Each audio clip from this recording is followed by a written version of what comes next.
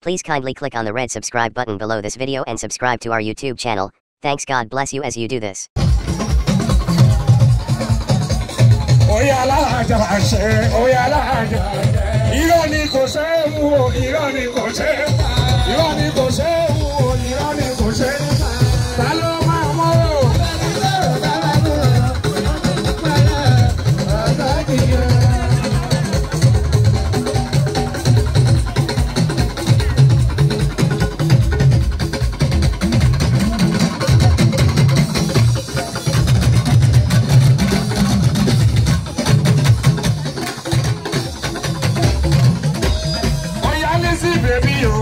Lizzy, baby.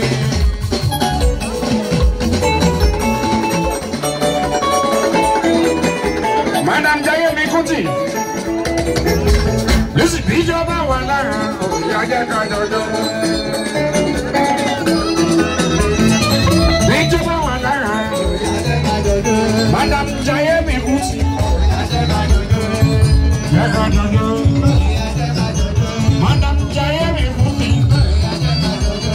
Madam Jaya Bikuti. Oh yeah, Lizzy baby, Lizzy baby. Oh yeah, Lizzy baby, Lizzy baby.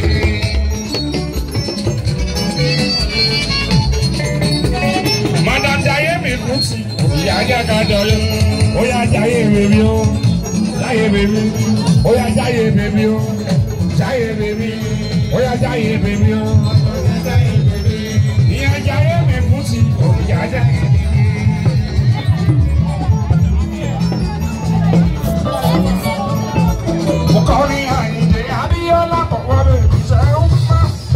Thank you so much for watching our videos, and importantly, you need to subscribe because we drop videos almost every day. And how to subscribe? There's a circle here written Gua TV. Click on it, you see a subscribe button. Click on the subscribe button. That's so that if you have a big show coming up, any event, you can call us.